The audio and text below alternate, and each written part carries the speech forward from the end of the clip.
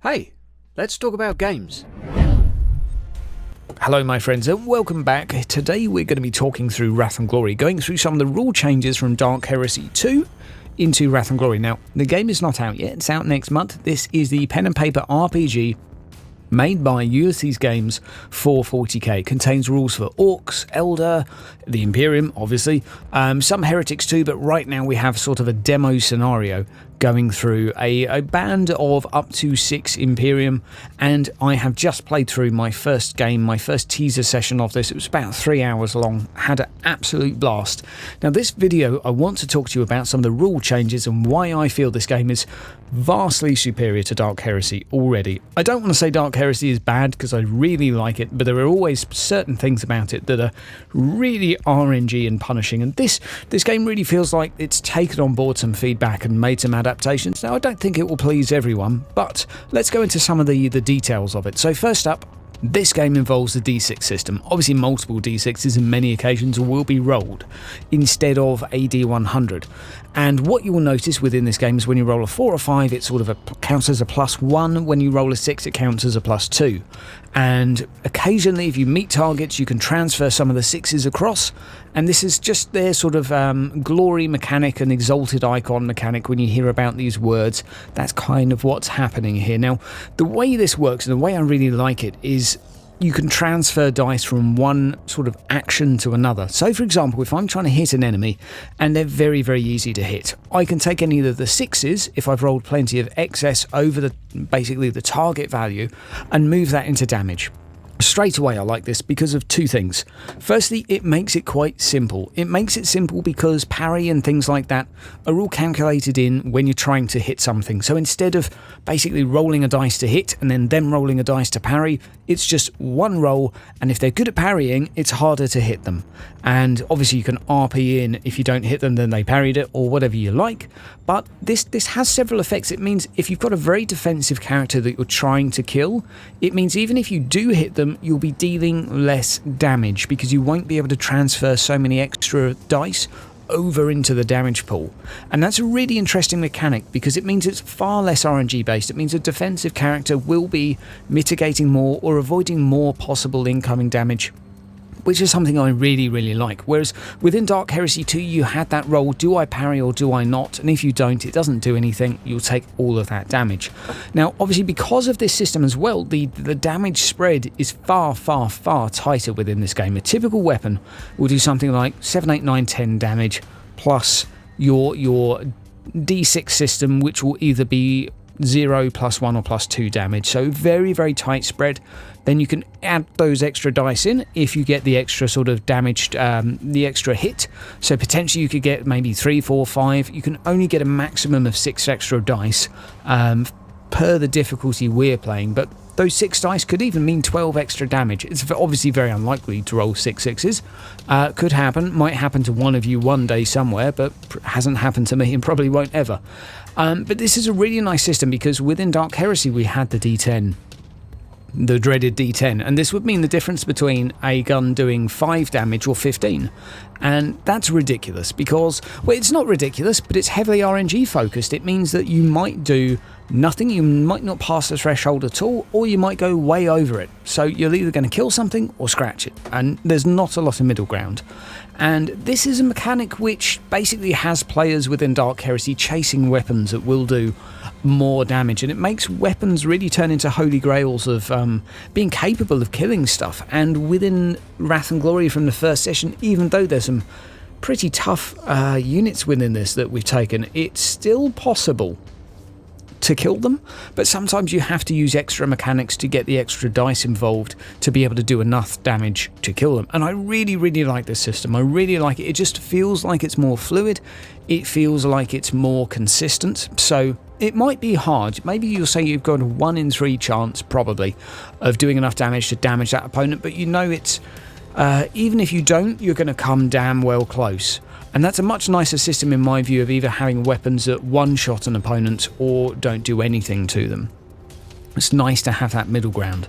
And moving on from this, you've also got less RNG focused deaths. So you've got this mechanic called Soak, which is when you basically have an extra armor layer where this character can sort of soak damage and apply it to shock, which is more of, say, a mental attribute. So if you're taking 5 points of damage after armor, toughness, all of that, then you can use your soak value to reduce that using the d6. So if you've got a soak of, say, 4, you'll roll 4d6, and the same 4s and 6s mechanic will apply, and then you can convert that to shock. Now, shock is kind of like fatigue, so it means you will tire out, and once you max out, that's basically you out of the combat.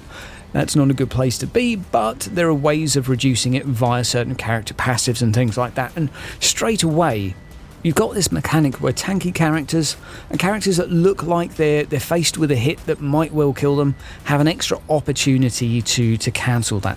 And as well as this, you also have various mechanics like being unconscious. So if you do get one hit Rochambeau'd, if you're really, really unlucky, and it is quite unlikely to happen, but if you do get one hit Rochambeau'd, then you have a few opportunities to recover from this. You're not just an instant death.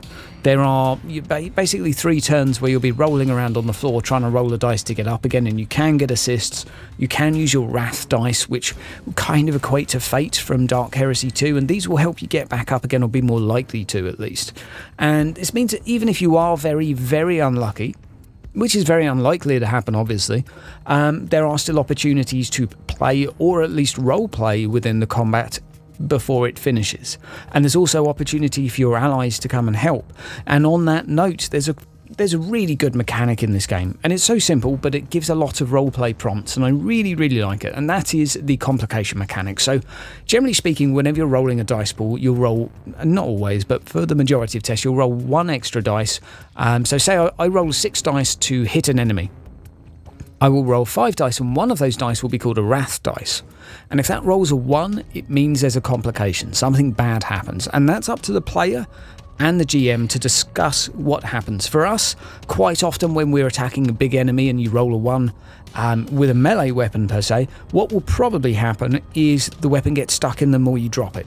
Or maybe you fall over and go prone, something of that nature will happen, which is basically an extra roleplay opportunity, but also an opportunity to make combat more interesting. The same applies to enemies, obviously. The same applies to 6s, which will turn into a sort of critical hit. We don't have the rules of them currently, but 6s basically turn into something a little bit more interesting. So straight away, there feels like there's a lot more prompts to the players to have extra things happen within the scenario.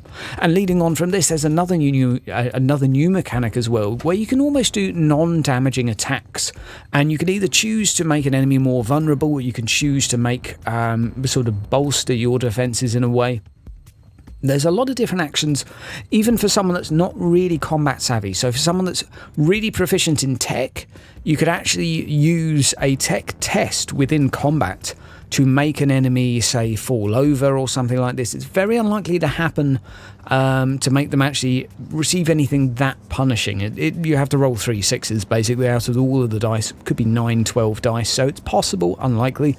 But you can also aim for smaller things like making them vulnerable, which makes it you get plus or minus 1 to their defense or something like that, so it's easier to hit them for your allies. So there is opportunity for someone, even say a non-combat rogue character who's unarmed, no weapons. You could still be there in the fight, and you could do a sort of a feint using your deception. You could do a deception test against their defense. If you pass it, that enemy will have -1 to their defense. Or you could use it to make them have -1 to all of their tests for the next turn.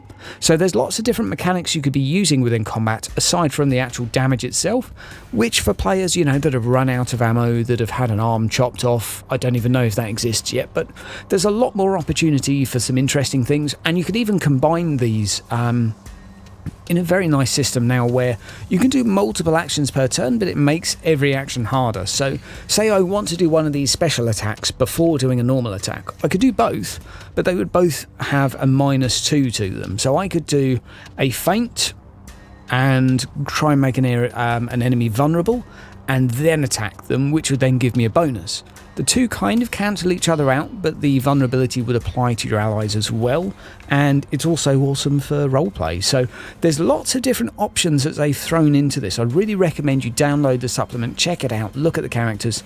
We will be running through a full campaign of this. Now, I did record the session, however the file is corrupt, unfortunately, so I will not be able to upload it, and I'm gutted. But we will be doing a full campaign starting in about 3 weeks, maybe 4. It depends when the actual rulebook gets sent out and shipped out from the early pre-orders and such. But as soon as we've got it, we will start, and we're going to be porting some characters over actually from the Dark Heresy series we've been running. So we're going to be doing a really interesting campaign for this game. It's also going to be set within the Caligari sector, which is related to Inquisitor Martyr, the ARPG for Neocore, if you're not familiar. And we're going to make the events loosely tie over and transfer over. It's going to be an absolute blast. Guys, hope you enjoy the video. If you want to talk through any specific mechanics, if you want anything specific to Wrath and Glory, do let me know. Hit me up down in the comments below, and I'll see you soon. Take care, guys. All the best.